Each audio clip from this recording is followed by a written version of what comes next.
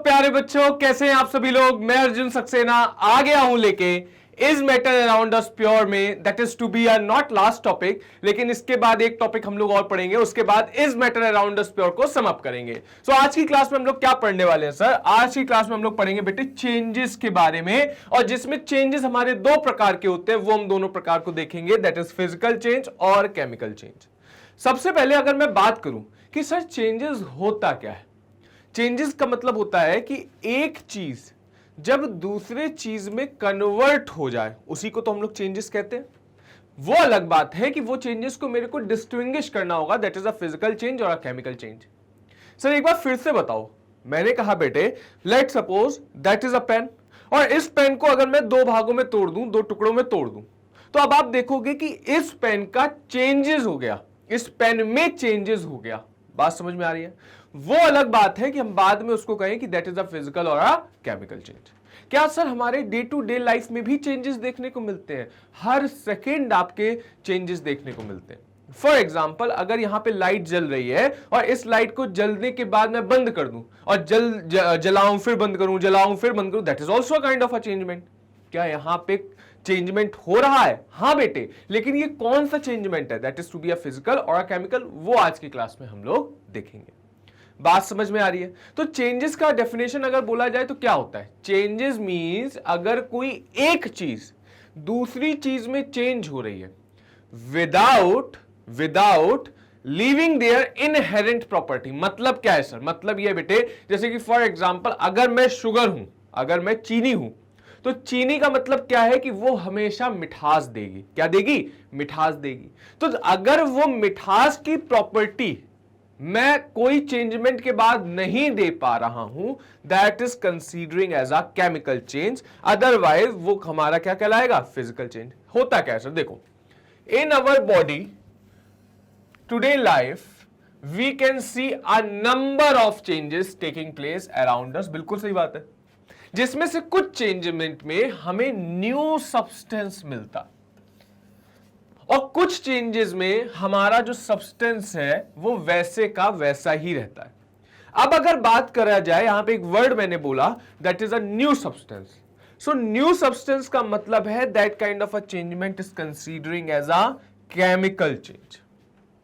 और जहां पे न्यू सब्सटेंस नहीं बन रहा है, that kind of a changement is known as a physical change. बात समझ में आया? इतनी बात आपको क्लियर होनी चाहिए सर। और अगर थोड़ा सा बता पाओ तो मेरे को मजा आ जाएगा, समझ में आ जाएगा। मैंने कहा बेटे ध्यान से देखो, अगर मैं अपने इस फोन को दो भागों में तोड़ दूं, that means that kind of, मेरे को चट्टा आवाज आई थी, हाँ, that kind of a changement is known as a physical और अ केमिकल चेंज। तो बेटे ये हमारा कौन सा चेंजमेंट रहेगा? Physical change. बिकॉज अगर मैंने फोन तोड़ दिया है, लेकिन इसका मतलब ये नहीं है कि फोन अपना काम करना छोड़ देगा, जो उसका इनहेरेंट प्रॉपर्टी है। लेकिन अगर मैं इसी फोन को जला दूं, तो आप देखोगे कि वो जो प्लास्टिक है वो किसी अन्य चीज में कन्वर्ट हो जाएगी। सर थोड़ा सा आसान भाषा में समझा दो। मैंने कहा बेटे आपके पास चीनी है, ठीक है, because I have a sweet tooth, मेरे को मीठी चीज बहुत अच्छी लगती है, जैसे कि मिठाई हो गई, रबड़ी हो गई, इस सभी चीज बहुत अच्छी लगती है। तो मैंने कहा फिजिकल चेंज में अगर चीनी के बड़े बड़े गट्ठर है और उसको मैं ऐसे पीस रहा हूं, ठीक है, अब चीनी जो एक पर्टिकुलर शेप में थी, अब वो किस में कन्वर्ट हो गई? पाउडर में। लेकिन जो पाउडर वाली शुगर है, क्या वो हमको नमकीन फ्लेवर देगी? आप कहोगे नहीं सर, वो हमको मीठा ही फ्लेवर देगी। दैट मींस क्या कोई एक नया सब्सटेंस बना? आप कहोगे नहीं, that's what is considering as a physical change. Chemical change में क्या होता है? Let suppose H+O। अब हाइड्रोजन की काबिलियत होती है जलना, और ऑक्सीजन की काबिलियत होती है कि कोई भी चीज जल रही है उसको और अच्छे से जलाना। लेकिन जब ये दोनों मिलते हैं प्रॉपर रेशियो में, तो हमारा क्या देते हैं? H2O। क्या देते हैं? H2O। That means water. क्या वाटर जलाने का काम कर रहा है? नहीं। क्या वाटर ऑक्सीजन देने का काम कर रहा है? नहीं। दैट मींस यहां पे कंप्लीटली न्यू सब्सटेंस बना। कैसा बना बेटे? न्यू सब्सटेंस बना, और इसी को हम लोग कहेंगे केमिकल चेंज। तो हमको क्या पता चला कि फिजिकल चेंज में कोई भी न्यू सब्सटेंस नहीं बनता है, जबकि केमिकल चेंज में न्यू सब्सटेंस बनता है। फिजिकल चेंज में डायमेंशन अलग अलग हो सकती है। डायमेंशन का मतलब लेट सपोज कि अभी इसकी डायमेंशन इतनी है, लेकिन मैंने तोड़ दिया तो डायमेंशन इतनी रहेगी, मतलब साइज इतना रह गया। That is considerable in a physical change, but not the new substance is form in a physical change. बात समझ में आ रही है? चलिए आगे बढ़ते हैं। अब जो हम लोग बात करेंगे फिजिकल चेंज के बारे में, देखो क्या लिखा है। These changes in which only the physical property of the substance change but no new substance are formed are called physical change। यहां पे बोला गया, क्या बोला गया? Only physical property. Physical property का मतलब है कि वो कैसे शेप का है, उसका साइज क्या है, उसका डायमेंशंस क्या है, that is considering as a physical property. No doubt वो चेंज होगा। फॉर एग्जांपल अगर मैं एक चीनी का टुकड़ा मानूं बड़ा सा, ठीक है, और इसको मैं पीस रहा हूं तो वो इतने इतने इतने इतने इतने इतने बारीक फॉर्म में हो जाएगा। लेकिन ये सिर्फ और सिर्फ क्या है? Physical change. इसका डायमेंशन मैंने चेंज कर दिया। क्या कोई नई चीज बनी? नहीं। So it is not considering as a chemical change, it is considerable as a physical change because no new substance is formed. बात समझ में आ रही है बच्चों? हाँ या ना? चलो आगे बढ़ते हैं। आगे एग्जाम्पल भी आपको देंगे जो कि आपको समझ में आएगा। पहले एक बार पढ़ लेते हैं। In physical change the substance do not change their identity but there occurs only a change in some of their physical property like physical state, shape and size. यहां पे बोला गया है substance do not change their identity. मतलब क्या है? मतलब यह है बेटे कि कोई भी सब्सटेंस को जानने के लिए उसकी कोई आइडेंटिटी होती है। मतलब सर, मतलब मैंने कहा कि मिर्ची है तो मिर्ची की आइडेंटिटी क्या है? कि वो तीखा लगेगी। बात समझ में आ रहा है? नमक, नमक की आइडेंटिटी क्या है? वो नमकीन लगेगा। चीनी की आइडेंटिटी क्या है? वो मीठा मीठा लगेगा। बात समझ में आ रहा है? अगर वही आइडेंटिटी चेंज नहीं हो रही है, बाकी बाद में जो भी चेंजमेंट हो जाए, जैसे कि उसका अगर स्टेट चेंज हो जाए, फॉर एग्जांपल मैंने चीनी को पिघला के कैरामेल में बना लिया, चीनी मैंने पिघलाई, वो लिक्विड स्टेट में आ गई, वो बाद की बात है, लेकिन वो आइडेंटिटी तो नहीं भूल रही। आइडेंटिटी मतलब वो मिठास देना तो नहीं भूल रही है। That's why it is considering as a physical change.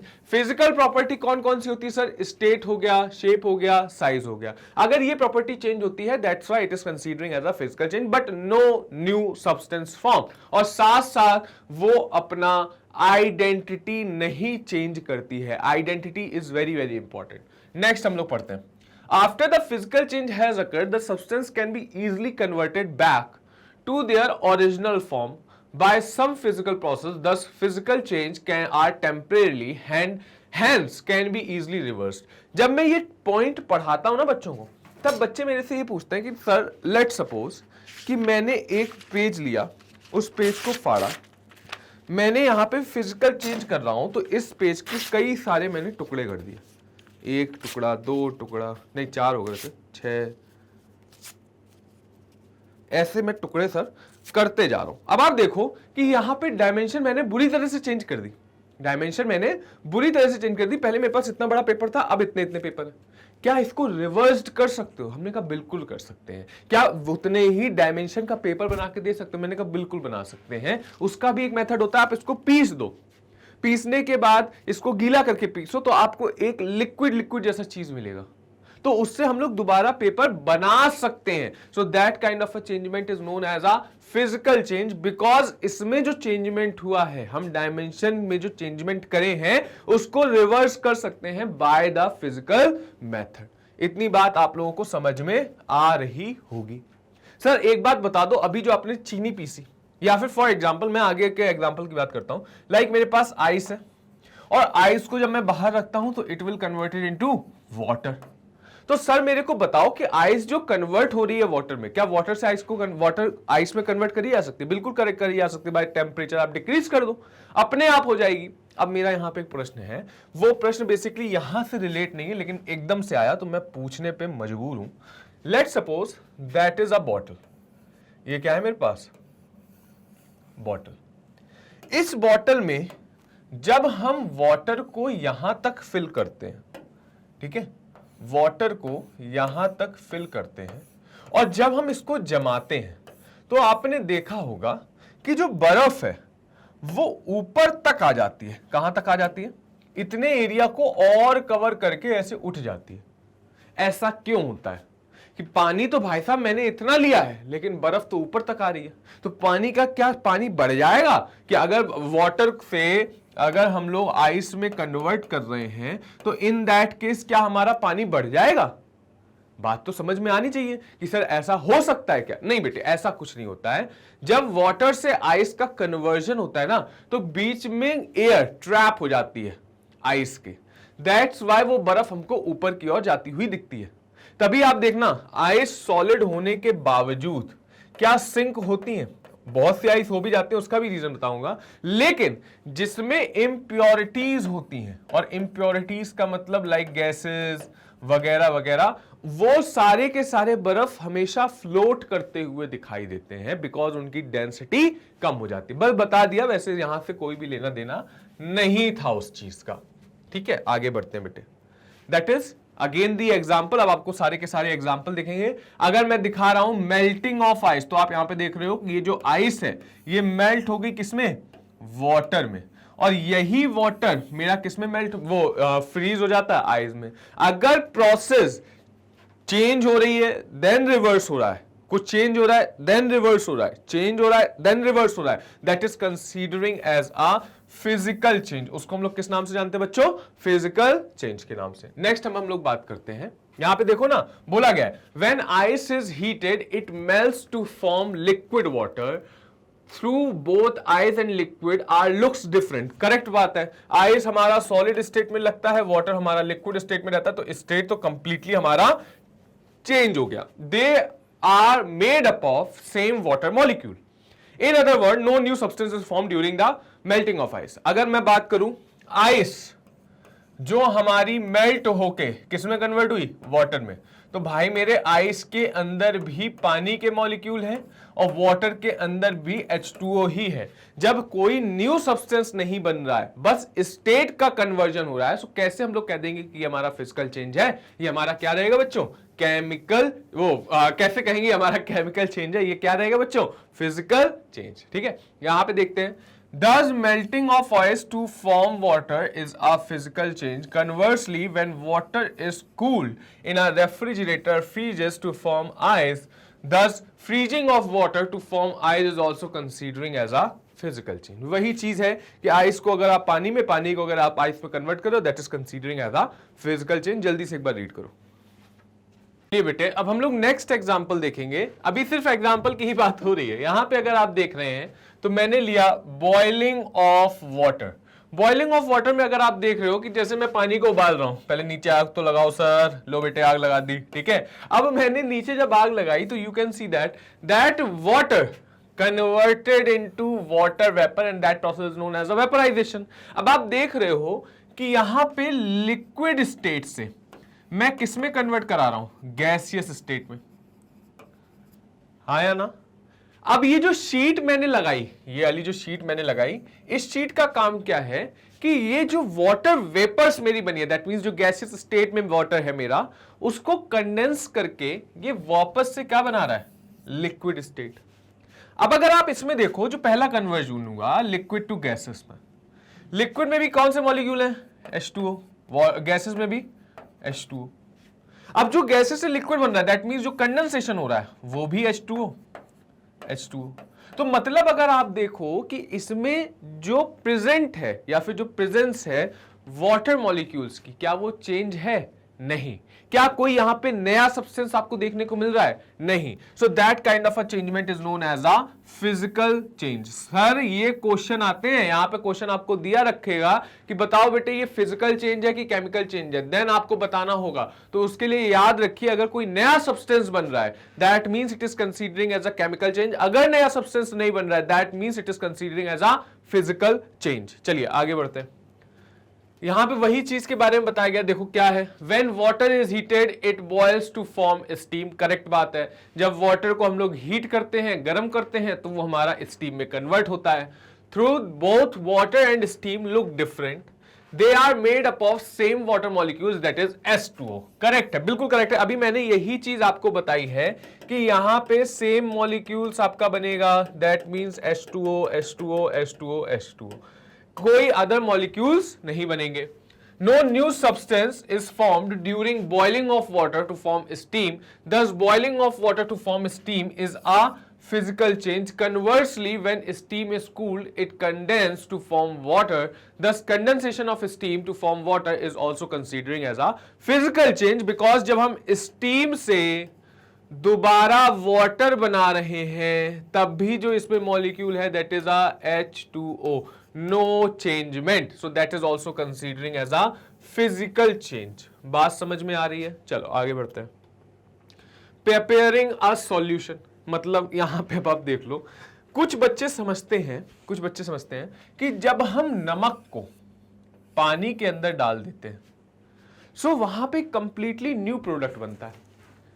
बुद्धियों के धनी महात्मा लोग मेरे को बताओ, जब मैंने नमक को पानी के अंदर डाला तो हमको क्या मिलेगा? Salty water. अब आप देखो, वाटर का काम क्या है? प्यास को बुझाना, गले को तर रखना। तो क्या ये वाटर वो काम करेगा? हां सर करेगा। नमक का प्रॉपर्टी क्या होती है कि वो हमको नमकीन टेक्सचर देता है, नमकीन टेस्ट देता है। तो ये सॉल्टी वाटर भी नमकीन टेस्ट दे रहा है। मतलब जो मैंने ए मिलाया बी में, तो भाई मेरे बी भी अपना इनहेरेंट, दैट मींस जो उसकी खुद की प्रॉपर्टी है वो शो कर रहा है, ए भी अपनी खुद की प्रॉपर्टी को शो कर रहा है। क्या यहां पे कुछ नया सब्सटेंस बना? अगर ऐसा होता कि ये नमक को पानी में मिलाया और हमको मिलती बिटर टेस्ट, कैसा मिलता? Bitter taste, then we can say that कि हाँ भाई ये मेरा केमिकल चेंज है, क्योंकि हमको एक कंप्लीटली न्यू प्रॉपर्टी मिली है that is not depending on the A and a B. बात समझ में आ रहा है? हाँ या ना? लेकिन ऐसा कुछ नहीं हो रहा है, तो that's why it is considering as a physical change. Sir क्या हमको नमक दोबारा मिल सकता है? बिल्कुल मिल सकता है। देखो यहां पे इन्होंने क्या करा कि इस बीकर में सॉल्टी वाटर को लिया और उसको बहुत ज्यादा बॉईल करा। ड्यू टू दिस प्रॉपर्टी पानी जो भी सारा है वो क्या हो गया? वेपराइज्ड हो गया। बात समझ में आया? और नीचे क्या? रेसिड्यू। रेसिड्यू मतलब बचा कुचा। क्या बचा? मेरा सॉल्ट। और इसको हम लोग स्क्रैच करके या फिर खुरच के बाहर अपना सेपरेट आउट कर सकते हैं। सो आप देख रहे हो कि क्या ये रिवर्सिबल प्रोसेस है? हां सर। और अगर ये रिवर्सिबल है that means it is considering as a physical change. Let me clear one thing, disclaimer मैं दे रहा हूं, आई एम नॉट सेइंग कि फिजिकल चेंज ही रिवर्सिबल होते हैं। Chemical change is also, some chemical change is also reversible in nature। बात समझ में आया? आपको रिवर्सिबिलिटी तो ध्यान में रखनी है, साथ साथ ये भी ध्यान में रखना है no new substance is formed. अगर आप ये याद रखियो देन आपको कभी भी गलती करने का चांस नहीं बनेगा। तो that is considering as a physical और केमिकल चेंज। इसमें आगे हम लोग देख लेते हैं। देखो, suppose we dissolve common salt in a water in a china dish, correct है? The common salt disappeared to form a salty solution, that is a salt solution. Thus, a change has taken place during a formation of salt of a solution. Now, heat the china dish containing salt solution. A Bunsen burner till whole of the water evaporate. A white powder left behind the china dish. If we taste that white powder, we find that it is the same common salt that we dissolved earlier. यहाँ पे अगर आप देखो तो यहाँ पे यही चीज हो रहा है। बंसन बर्नर का एक इक्विपमेंट आता है केमिस्ट्री लैब में, आपने देखा बंसन बर्नर। अगर आप बंसन बर्नर को नहीं फैमिलियर हो तो आप बस ये जान लो कि नीचे से आग ही देनी है, आग ही देनी है, पानी इवेपोरेट हो जाएगा, बचेगा क्या? सॉल्ट। बचेगा क्या? Salt. This means that no new substance is formed when common salt is dissolved in water. Thus, preparing a solution of common salt in water is a physical change. बिल्कुल correct है। आगे देखो, ये भी वही है, ब्रेकिंग अ ग्लास। आजकल आपने YouTube पे वीडियो देखा होगा, जब पहले टिकटॉक था तो उस पे आता था, इंस्टाग्राम पे भी आता है। आपने देखा होगा कि अगर शीशा जो विंडशील होती है उसका कांच हल्का सा क्रैक हो जाए तो लोग क्या करते हैं कि उसको हीट करते हैं और एक इंस्ट्रूमेंट के थ्रू उसमें कुछ लिक्विड डाल देते हैं। वो क्रैक इंस्टेंटली रिपेयर हो जाता है, उसमें फिर कोई भी क्रैक नहीं रहता है। अगर हम यहां पे बात करें कि ये जो शीशा या फिर ये जो ग्लास मेरा टूट गया है, इसको मेल्ट करके हम क्या दोबारा से ये ग्लास नहीं बना सकते? बिल्कुल बना सकते हैं। और अगर मैं बात करूं कि ये आपका ग्लास है और ये जो टुकड़ा है, तो क्या ये ग्लास नहीं है? ये भी तो ग्लास है। बात समझ में आ रहा है? ये भी तो ग्लास है। भले ही वो ब्रेक हो गया, भले ही इसने अपना डायमेंशन छोड़ दिया, लेकिन जो चीजें टूटी है क्या वो नई चीज बना रही है? नहीं sir. That means it is a physical change और a chemical change? It is a physical change sir, because no new substance is formed. यहां पे देखो ना, thus during a breaking of glass of tumbler no new substance is formed but only the shape and the size of the glass particle change। बिल्कुल correct बात है, सिर्फ और सिर्फ साइज, मैंने बोला ना डायमेंशन चेंज हो रहा है और कुछ नहीं चेंज हो रहा है, that's why it is considering as a physical change. आगे देखो, इसकी बात करूं, ये मैंने एक एक्सपेरिमेंट करके दिखाया क्लास 10th में ओम्स लॉ में। उसमें अगर आप देखोगे तो मैंने बल्ब को जलाया है, ठीक है, बल्ब को जलाया है। जब मैं बल्ब को जला रहा हूं और आप देख रहे हो कि जलने के बाद ये बल्ब की जैसी मैं इलेक्ट्रिसिटी बंद कर रहा हूं, ये बल्ब अपने इनिशियल स्टेट में आ गया, जैसा था वैसा हो गया। That means it is considering as a physical और a chemical change? It is considering as a physical change. But अगर मैं इस कांच को तोड़ के इस बल्ब को जलाऊं, then you will see that कि ये जो टंगस्टन वायर है ये ऑक्सीडाइज हो जाएगा, ये जल जाएगा। That is considering as a chemical change because in that a new substance is formed, but ये जो changement है that means glow कर रहा है, फिर electricity बंद कर रहे हैं, glow नहीं कर रहा है, that is considering as a physical change। यहाँ पे देखो, glowing of an electric bulb when an electric bulb is switched on, electric current pass through the filament of the bulb, as a result the filament become white and the glow to gives light। That is happening in this bulb कि filament में जब हम electricity pass करा रहे हैं तो वो हमारा ग्लो करके हमको दिखा रहा है। However, when electric current is switched off, the filament return to its original appearance and the bulb stop glowing it। So during glowing of an electric bulb, no new substance is formed, but only the appearance of the filament changes। But यदि मैं इस glass को तोड़ दूं तो अंदर का जो फिलामेंट है वो ऑक्सीजन से रिएक्ट करेगा and forming a new product that is oxidised.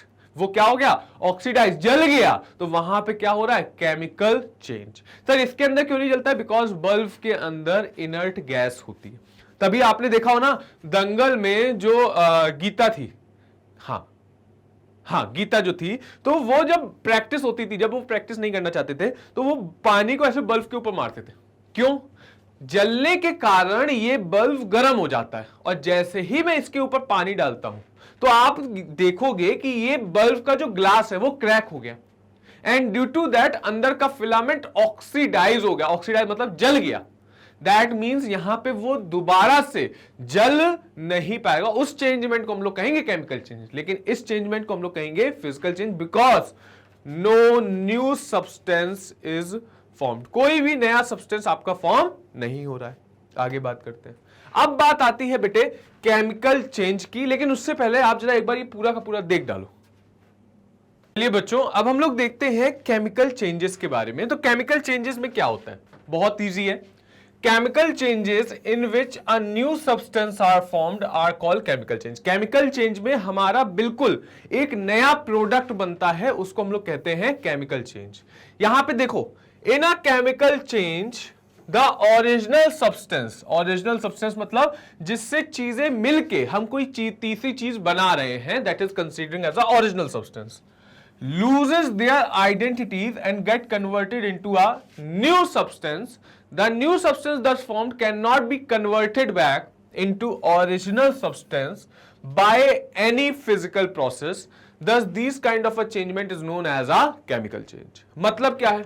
मतलब ये है बेटे कि आप समझो कि कोई दो प्रोडक्ट दिए गए हैं, that is a A and the B, ठीक है। इससे जो तीसरी चीज बनी वो बनी हमारी सी। मैंने कहा कि जो सी की प्रॉपर्टी है वो ना तो ए पे डिपेंड कर रही है ना ही वो बी पे डिपेंड कर रही है, that is completely a new product, that is known as a chemical change. So in the chemical change a completely new product is formed. आगे बात करते हैं। यहां पे देखिए, बात यहां पे दिखाया जा रहा है, ये क्लास 10th का ही एक एक्सपेरिमेंट है जो कि आप अब जब क्लास 10th में आओगे तो that is in chapter 1 activity 1.1। इसमें क्या दिखाया जा रहा है? इसमें बच्चों ये दिखाया जा रहा है कि जब मैं मैग्नीशियम रिबन को बर्न कर रहा हूं, मैग्नीशियम रिबन को जला रहा हूं, तो मैग्नीशियम हमारा रिएक्ट करता है ऑक्सीजन से। किससे रिएक्ट करता है? ऑक्सीजन से, और बनाता है मैग्नीशियम ऑक्साइड। बात समझ में आ रही है? हाँ या ना? जो मैग्नीशियम ऑक्साइड है वो हमारा व्हाइट कलर का पाउडर होता है। जबकि जो मैग्नीशियम की रिबन है वो ग्रेइश कलर की होती है। कैसी होती है? ग्रे कलर, और सॉलिड स्टेट में होती है। अब आप देख रहे हो कि जो रिबन को मैंने जब जलाया तो वो किस में कन्वर्ट हो गया? पाउडर में। And that kind of a changement is considering as a chemical change. क्यों सर? क्योंकि मेरे बेटे याद रखो कि जब भी आप मैग्नीशियम रिबन को जलाते हो तो वो लाइट देती है जलते हुए, व्हाइट कलर की फ्यूम देती है। That is the property of the magnesium ribbon, और वो सॉलिड स्टेट में होती है। अगर मैं अब इसको जलाऊं तो क्या मेरे को ऐसी कोई भी प्रॉपर्टी देखने को मिलेगी? नहीं सर। क्या ये मेरा मैग्नीशियम रिबन है? नहीं सर, ये मैग्नीशियम ऑक्साइड है, जो कि कंप्लीटली डिफरेंट है ऑक्सीजन से और मैग्नीशियम से। बात समझ में आ रहा है? जबकि ये दोनों चीजों से मिलकर हमारा मैग्नीशियम ऑक्साइड बना है, लेकिन वो मैग्नीशियम से भी अलग है, ऑक्सीजन से भी अलग है। So that kind of a changement is known as a chemical change. उस टाइप के चेंजमेंट को हम लोग क्या कहते हैं? केमिकल चेंज, जिसमें ना तो ये हमारी इस प्रॉपर्टी से मेल खाए, ना ही हमारी इस प्रॉपर्टी से मेल खाए। क्या हम इस मैग्नीशियम ऑक्साइड से ऑक्सीजन को सेपरेट आउट कर सकते हैं? मैग्नीशियम को सेपरेट आउट कर सकते हैं? नहीं। दैट मीन्स कि क्या ये रिवर्सिबल प्रोसेस है? नहीं। So that means it is known as a chemical change. ये हमारा कौन सा चेंजमेंट है बच्चों? Chemical change. ये मैंने रिएक्शन लिखी है बेसिकली, जो कि अभी आपकी क्लास में नहीं है। बस मैं आपको ये बता रहा हूं कि मैग्नीशियम एक ए है, ऑक्सीजन से रिएक्ट करता है, हमको देता है 2MgO। अब ये 2 क्या है सर? अभी मत पढ़ो, बस आप ये देखो कि जो हमारा मैग्नीशियम ऑक्साइड बना वो कंप्लीटली नया है ऑक्सीजन से और मैग्नीशियम से। इसकी प्रॉपर्टी ना तो ऑक्सीजन से मेल खाती है और ना ही मैग्नीशियम रिबन से मेल खाती है। आगे बढ़ते हैं सर। देखो, burning of a piece of a paper, मैंने अभी आपको दिखाया कि अगर आप कागज के टुकड़े करते हो 100, और उस 100 टुकड़ों से क्या दोबारा वो पेपर बनाना पॉसिबल है? हाँ पॉसिबल है, बिकॉज सिर्फ और सिर्फ मैंने डायमेंशन चेंज करी है। लेकिन जब मैं इसी कागज को जला देता हूं तो भाई मेरे पास सिर्फ और सिर्फ ऐश बचती है। क्या बचती है? ऐश। अब ये जो ऐश बच रही है, क्या हम इस ऐश से पेपर बना सकते हैं? नॉट पॉसिबल, कभी नहीं, बिल्कुल भी नहीं। So that kind of a changement is considering as a chemical change, not the physical change, because in that a completely new product is formed। और इस न्यू प्रोडक्ट में अगर आप देखोगे कि ये हमारा पेपर है जिसपे हम लिख सकते हैं, क्या हम ऐश पे लिख सकते हैं? नहीं लिख सकते हैं। That means a completely new product is formed. आगे बात करते हैं सर। यहां पे वही बताया गया है, बोला गया है when a piece of paper is burned with a lighter, जब हमने एक पेपर को लाइटर से बर्न करा, और a matchstick या फिर मैचस्टिक से बर्न करा, entirely a new substance such as carbon or dioxide, water vapor, smoke and ash are formed। बिल्कुल करेक्ट है। Thus burning of paper is a chemical change because that change is to be a permanent। क्या हम इस changement से paper बना सकते हैं? Not possible, कभी नहीं। So that kind of a change is permanent. That's why it is considering as a chemical change, because it is a irreversible. हम लोग इसको रिवर्स भी नहीं कर सकते हैं, वापस दोबारा नहीं बना सकते। अब यहां पे बोला गया बर्निंग ऑफ हाइड्रोजन। यहां पे एक मैं शॉर्ट लाऊंगा जिसपे मैं आपको हाइड्रोजन का बर्निंग प्रोसेस बताऊंगा। हाइड्रोजन बहुत ज्वलनशील होती है, और जब ये ऑक्सीजन के संपर्क में आके जलती है तो बनाती है वाटर वेपर। अब आप देखो, एक गैस जो कि हाईली फ्लेमेबल रिएक्ट करी ऑक्सीजन से, बनाया क्या? 2H2O। क्या बनाया? मतलब H2O बनाया, अभी के लिए H2O बनाया। ये आग बुझाने का काम करता है, ये आग भड़काने का काम करता है, और ये इसमें आग लगा दो तो मजा ही आ जाता है, मतलब तुरंत के तुरंत जलता है।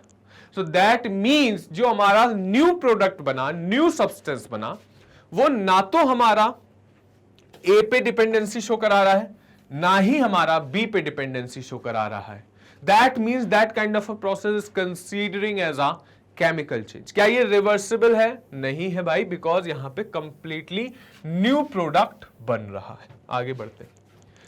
अब आपने देखा होगा, जैसे कि फॉर एग्जांपल अगर मैं बात करूं, आपके पास आपके घर में लोहे की ग्रिल होगी, हाँ या ना?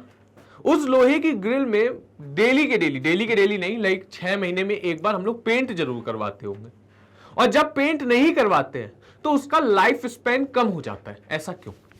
क्योंकि जब हमारा आयरन आर्टिकल उसके ऊपर पेंट जब नहीं होता है तो वो कुछ ऐसा कन्वर्ट हो जाता है।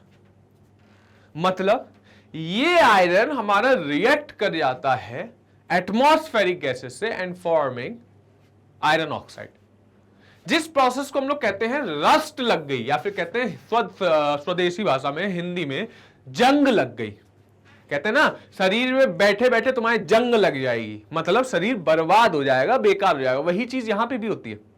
अगर यही आयरन आर्टिकल हमारा गैसेस से रिएक्ट कर जाए तो ये आयरन आर्टिकल रस्टिंग की चपेट में आ जाएगा।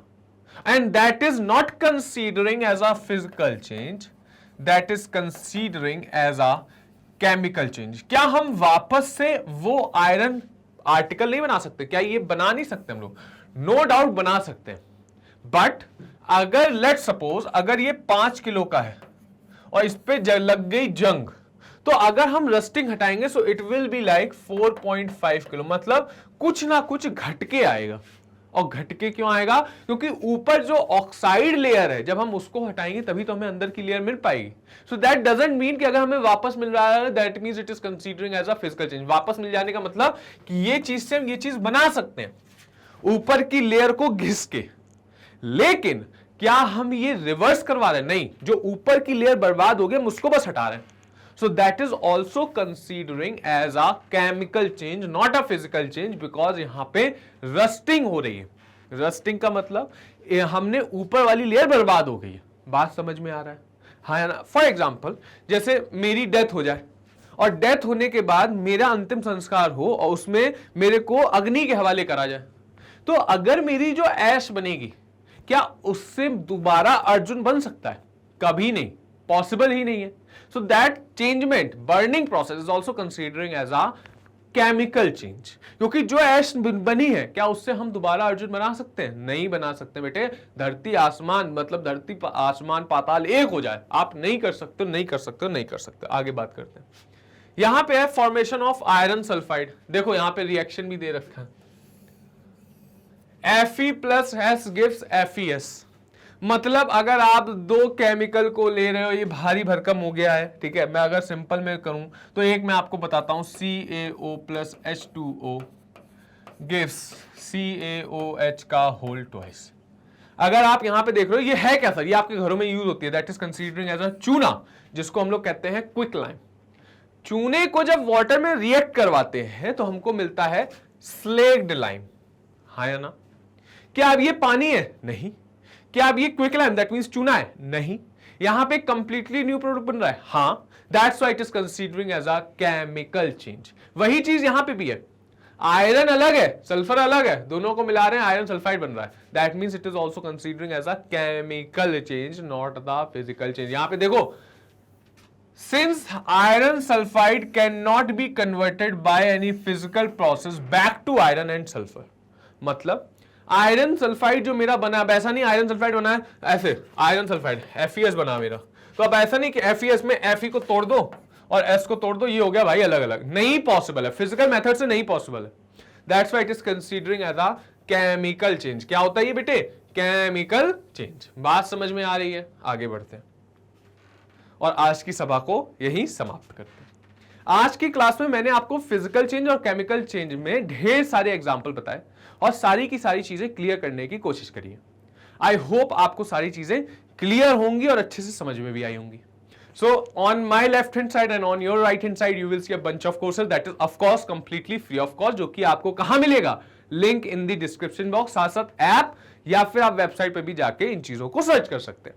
साथ ही साथ आपको ई बुक और ई नोट्स का भी लाभ मिल सकता है। लिंक कहां है? In the description box.